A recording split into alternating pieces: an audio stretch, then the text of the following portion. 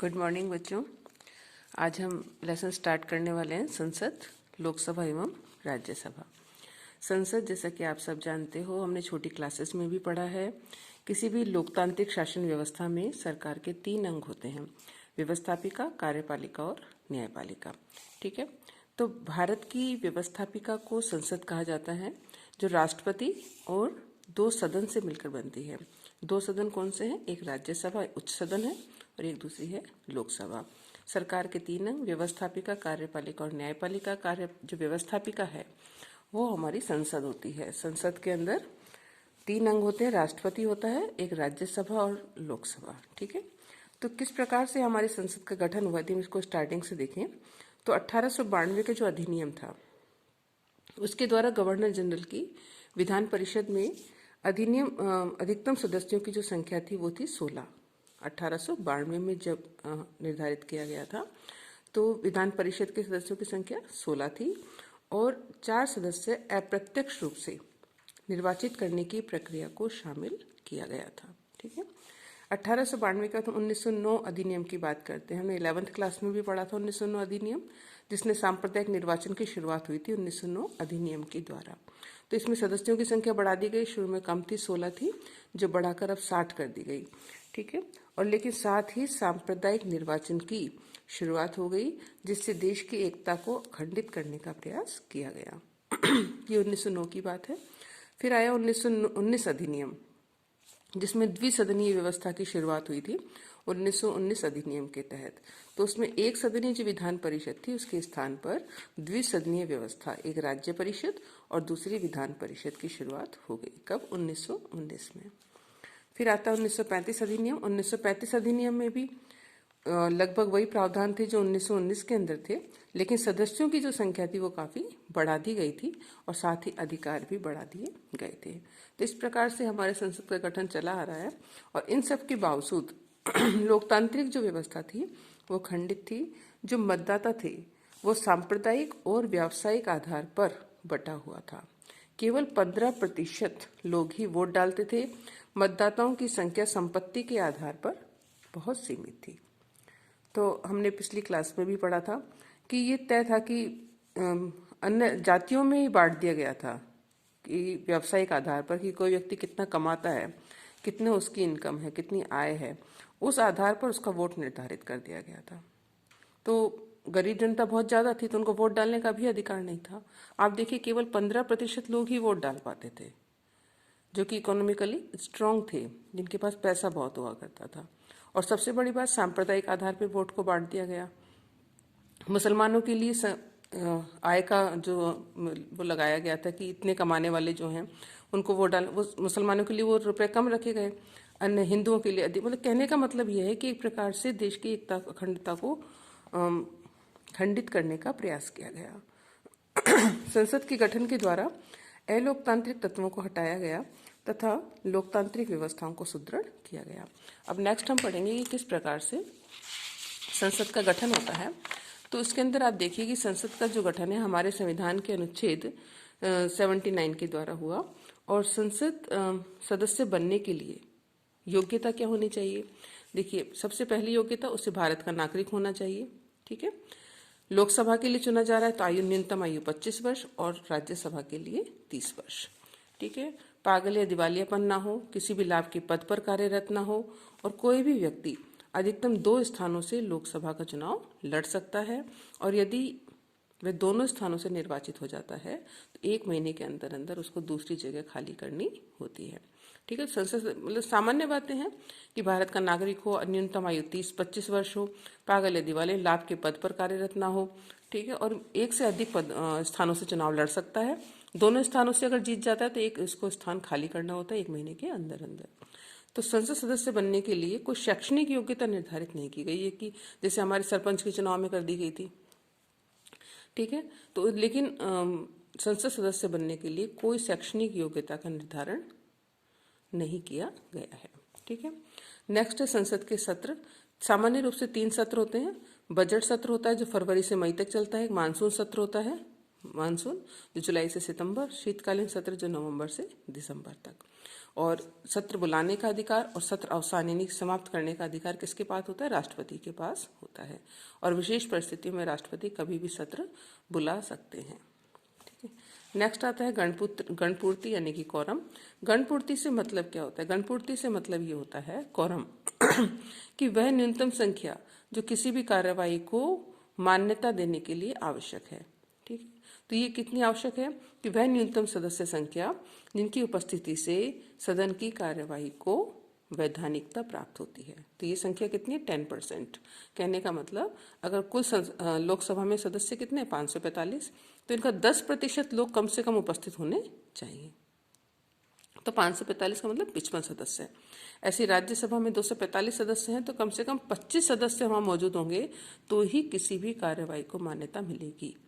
तो ये संख्या क्या कहलाती है? गणपूर्ति यानी कि कोरम कहलाता है। ठीक है,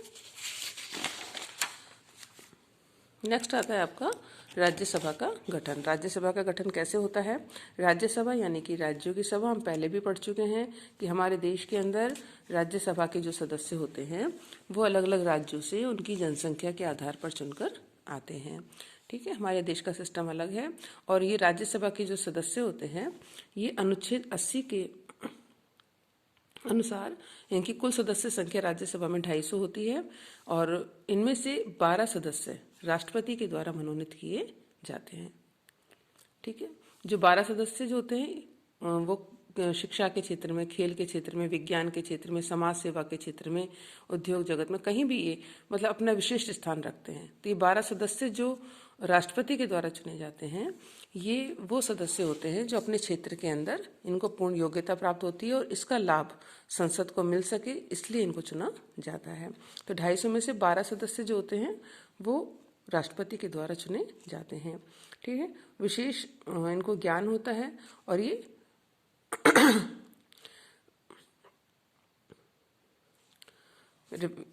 इनके अनुभवों का सदन को लाभ प्राप्त होता है। वर्तमान में राज्यसभा की सदस्य संख्या 245 है। 229 सदस्य विभिन्न राज्यों से चुनकर आते हैं और 4 सदस्य केंद्र शासित प्रदेशों से लिए गए हैं। ठीक है, राज्यसभा में सदस्यों की संख्या किस राज्य से कितने सदस्य आएंगे वो वहां के जनसंख्या पर निर्भर करती है तथा अकेले यूपी से ही अगर हम देखें तो इनकी जो सदस्य संख्या है वो कितने निर्धारित किए गए हैं? 31। ठीक है, और वहीं यदि हम गोवा पणजी की बात करते हैं, मणिपुर मेघालय से अगर हम बात करते हैं तो वहां से एक एक सदस्य निर्वाचित होता है। राज्यसभा की अवधि, राज्यसभा एक स्थायी सदन है, ये कभी भी भंग नहीं हो सकता।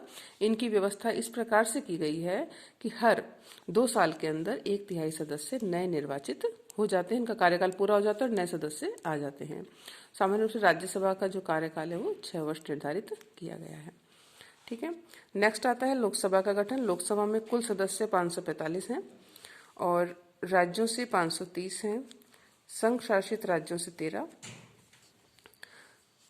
और आंग्ल भारतीय समुदाय से राष्ट्रपति के द्वारा 2 सदस्य मनोनीत किए जाते हैं। देखिए 530 तो कहाँ से है? राज्यों से, और 13 संघ शासित राज्यों से, और ये 2 सदस्य एंग्लो इंडियन समुदाय से अगर वो चुनकर नहीं आए हैं। तो हमारे इस तरह का प्रावधान किया गया है कि जो एंग्लो इंडियन समुदाय है, आंग्ल भारतीय समुदाय है, वहां से 2 सदस्य राष्ट्रपति के द्वारा मनोनीत किए जाते हैं लोकसभा के अंदर।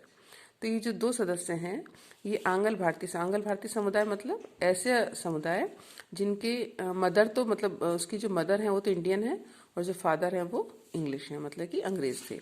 तो ऐसे समुदाय से ये 2 सदस्य चुनकर आते हैं। तो ये आंग्ल भारतीय समुदाय से हो गया। इसके बाद आता है लोकसभा सदस्यों का निर्वाचन किस प्रकार से होता है।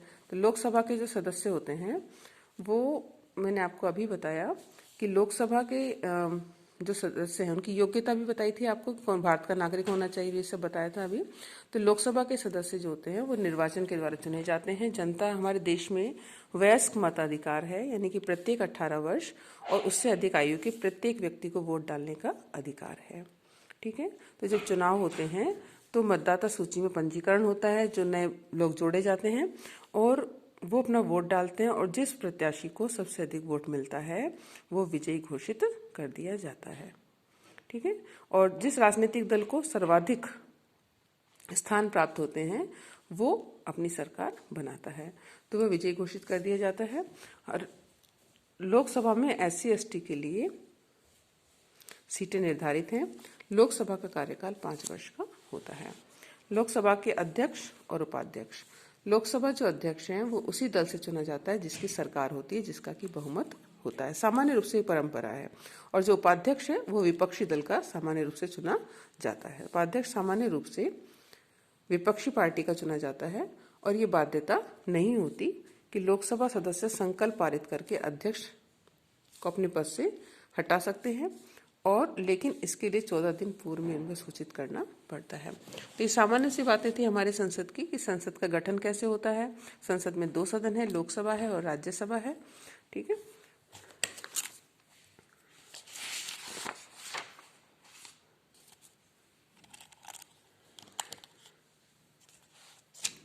इससे नेक्स्ट आपके आएंगे कार्य। संसद का कार्य क्या होता है।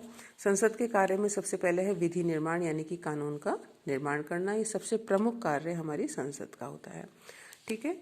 और कोई भी जब कानून का निर्माण होता है उसका तरीका यही होता है। देखो, विधेयक 2 प्रकार के होते हैं। एक सरकारी विधेयक होता है, एक सामान्य होता है। सरकारी विधेयक वो होता है जो मंत्री परिषद के सदस्य के द्वारा प्रस्तुत किया जाता है, वो सरकारी विधेयक कहलाता है। और जब अन्य कोई उसे प्रस्तुत करता है तो वो एक सामान्य गैर सरकारी विधेयक कह सकते हैं, सामान्य विधेयक उसको कह सकते हैं। ठीक है। तो जब कोई भी कानून बनता है तो पहले उसका संपूर्ण प्रस्ताव तैयार किया जाता है और पूर्ण उसका तैयारी की जाती है कि किस प्रकार से उसको हमें संसद में प्रस्तुत करना है। ठीक है। कानून विज्ञों की भी सलाह ली जाती है कि कोई बाद में कानूनी अड़चन ना आए उसको लेकर। तो संपूर्ण तैयारी के साथ पूर्ण प्रस्ताव तैयार करके उस विधेयक को सदन में प्रस्तुत किया जाता है। तो सदन में जो 3 प्रकार के वाचन होते हैं, प्रथम वाचन, द्वितीय वाचन और तृतीय वाचन। तो जो प्रथम वाचन होता है, किसी भी विधेयक को सदन में प्रस्तुत करना प्रथम वाचन कहलाता है। द्वितीय वाचन इंपॉर्टेंट होता है। जब किसी विधेयक को सदन में हमने प्रस्तुत कर दिया तो फिर उस पर क्या होती है, एक कमेटी का गठन होता है जो प्रवर समिति कहलाती है। वो उसकी पूर्ण रूप से जांच करती है। उसके अंदर जिसकी सरकार होती है उसके सदस्य भी होते हैं, विपक्ष के भी सदस्य होते हैं प्रवर समिति में। और पूर्ण रूप से जांच करने के पश्चात उसको पुनः प्रतिवेदन को संसद में प्रस्तुत करती है। फिर उसमें आवश्यक संशोधन की जरूरत होती है तो वो सब भी किया जाता है और फिर उस पर चर्चा की जाती है सदन में। और चर्चा होने के बाद होता है तृतीय वाचन। इसमें मतदान होता है और मतदान के आधार पर विधेयक को पास करवाने का प्रयास किया जाता है। ठीक है। 3 वाचन होते हैं, प्रथम, द्वितीय और तृतीय। प्रथम में प्रस्तुत करते हैं, द्वितीय में प्रवर समिति का गठन होता है, पूर्ण रूप से उसकी जांच होती है और चर्चा होती है सदन में, और तृतीय वाचन के अंदर मतदान होता है। जब वो एक सदन से बिल पास हो जाता है तो फिर उसको राज्यसभा में पास करने के लिए भेज दिया जाता है। राज्यसभा में भी वही पूरा प्रोसेस चलता है और उसके बाद राज्यसभा से पास होने के बाद उसको राष्ट्रपति के पास हस्ताक्षर के लिए भेज दिया जाता है और राष्ट्रपति के हस्ताक्षर के बाद ही जो विधेयक होता है वो कानून का रूप ले लेता है। लेकिन यदि दूसरा सदन उसको विधेयक को अस्वीकार कर दे, उस पर चर्चा ही नहीं करे 6 महीने तक, उसको उस पर ध्यान नहीं दे, तो इसका मतलब ये है कि दोनों सदन उससे सहमत संपूर्ण रूप से नहीं है। और ऐसी स्थिति के अंदर किसी भी बिल को पास करवाने के लिए अनुच्छेद 108 के तहत राष्ट्रपति दोनों सदन की संयुक्त बैठक बुलाते हैं और विधेयक को पास करवाने का प्रयास किया जाता है। तो ये तो हुई सामान्य विधेयक की बात। ठीक है। कोई भी कानून हमारे देश में बनता है तो इसी तरीके से बनता है। दूसरा आता है धन विधेयक पारित करना। धन विधेयक यानी कि जो हमारा बजट बनता है देश का, उसका धन विधेयक होता है। तो धन विधेयक को, ये सरकारी विधेयक होता है, इसको मंत्री जी ही प्रस्तुत करते हैं। और सबसे बड़ी बात, धन, जैसे अन्य जो सामान्य विधेयक थे, चाहो तो पहले लोकसभा में प्रस्तुत कर दो, चाहो तो राज्यसभा में कर दो, तो पास दोनों से ही होना है। लेकिन जो धन विधेयक की विशेषता ये होती है कि इसको सबसे पहले लोकसभा में ही प्रस्तुत किया जाता है और लोकसभा से पास होने के बाद उसको राज्यसभा में भेजा जाता है और राज्यसभा उसको अधिकतम केवल 14 दिन तक अपने पास रखती है और 14 दिन तक अगर वो धन विधेयक को पास नहीं करती तो उसको स्वतः ही पास मान लिया जाता है। कहने का मतलब धन विधेयक को रोका नहीं जा सकता। ये दूसरा इसका संसद का कार्य था। इसके बाद नेक्स्ट आता है संविधान संशोधन का कार्य। ये हम पहले भी पढ़ चुके हैं। संविधान संशोधन का अधिकार संसद के पास होता है, अनुच्छेद 368। ठीक है। सामान्य रूप से सदन जो होता है वो ही हमारी जो लोकसभा है और जो राज्यसभा है वो ही इनमें संशोधन कर लेते हैं। लेकिन मान लीजिए अगर कोई विशिष्ट मुद्दा आ जाता है जिसमें राज्य भी शामिल हैं, तो लोकसभा का 2/3 बहुमत प्लस 50% विधानसभा, कुल हमारी जितने भी राज्य हैं उनमें से 50% राज्यों की विधानसभा के 2/3 बहुमत से भी उस संशोधन को पास करवाना पड़ता है। उसके बाद संविधान में संशोधन हो जाता है। ठीक है, इस प्रकार से विधेयक 3 प्रकार के होते हैं: साधारण विधेयक, धन विधेयक और संविधान संशोधन विधेयक। ठीक है, नेक्स्ट कार्य आता है संसद का कार्यपालिका पर नियंत्रण का कार्य। कार्यपालिका यानी कि 2 प्रकार की होती है, आपको पता ही है कि हमारे जो काम करते हैं संसद के अंदर, कार्यपालिका जो काम कर रही है, जो सरकार काम कर रही है वो भी कार्यपालिका है। तो उस पर नियंत्रण कैसे होता है? उस पर विपक्ष नियंत्रण रखता है, जिसे प्रश्न पूछकर, शून्यकाल के द्वारा, ध्यान आकर्षण प्रस्ताव के द्वारा, काम रोको प्रस्ताव के द्वारा। ठीक है, इन सब के द्वारा हमारा जो विपक्ष है वो कार्यपालिका पर नियंत्रण करने का प्रयास करता है। और कहीं पर अगर उनको ज़्यादा किसी चीज़ से सहमत नहीं होते हैं तो वहाँ पर अविश्वास मत पारित करवाया जाता है। तो इस प्रकार से हमारी संसद कार्य करती है। आप इसको बिल्कुल ध्यान से पढ़ें।